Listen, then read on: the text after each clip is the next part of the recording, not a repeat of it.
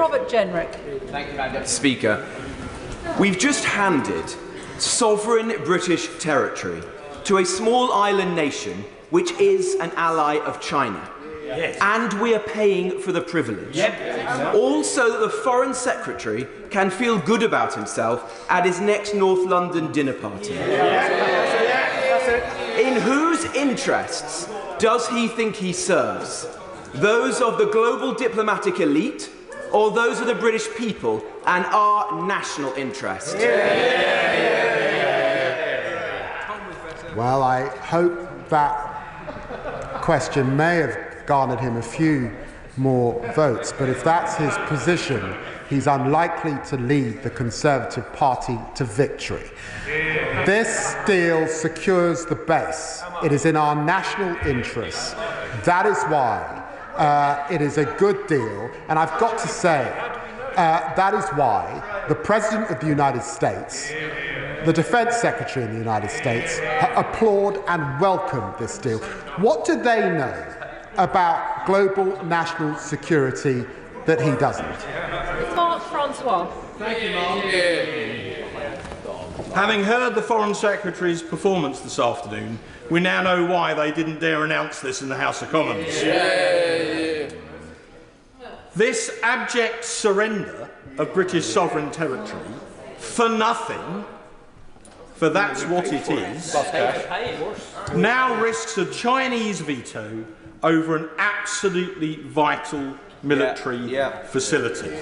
So can I ask the Foreign Secretary, how much in rent will this country now pay Mauritius for the right to lease back what's already ours, and which government department, the MOD or the FCDO, will pay the landlord?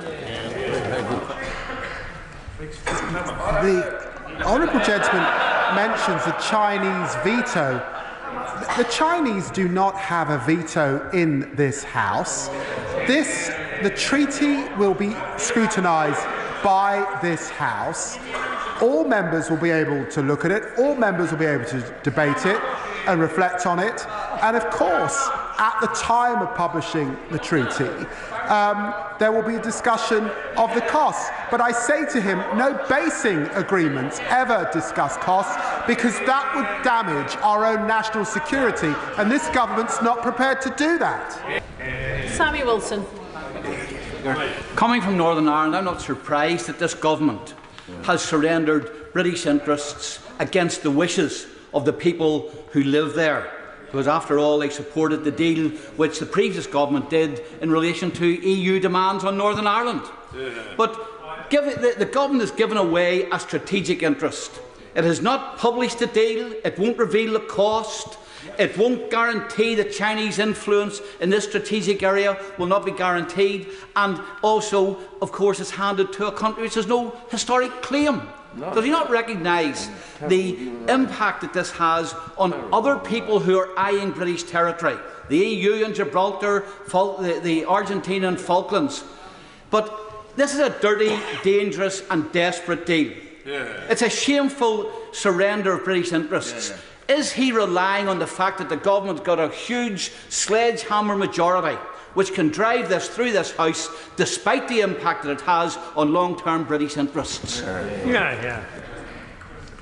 I think the honourable gentleman lost much of the House when he said the people live there. They don't live there. That's the whole point. They don't live there. This is a deal that will give them the right to resettlement on the outer islands. I don't recognise the caricature that the honourable gentleman has made this afternoon. Sir Desmond Swain. How does the cost of leasing compare with the savings that the government is making on winter fuel allowance?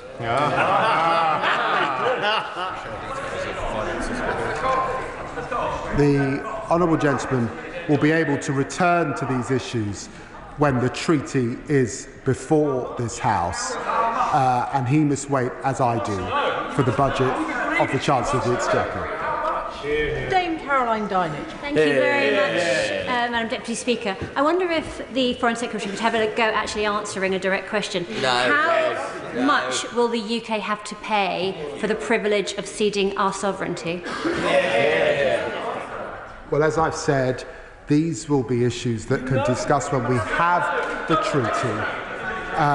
When we have the treaty, it is not routine for any government to comment on basing arrangements. She would not expect us to do that and put our national interests at stake. Richard Tice. Thank you, Madam Deputy Speaker. In the mid-1960s, Foreign Secretary, when Mauritius was granted independence, they agreed, as part of that deal, to relinquish all claims to this British sovereign territory that we've owned since 1814, the Treaty of Paris. Why do you see fit to do a deal with a nation that has reneged on a previous deal, and why are we selling a sovereign asset of great value that we all agree for no money up front? We're paying them. It's negligent. Because we've done a deal that secures the security of the global community.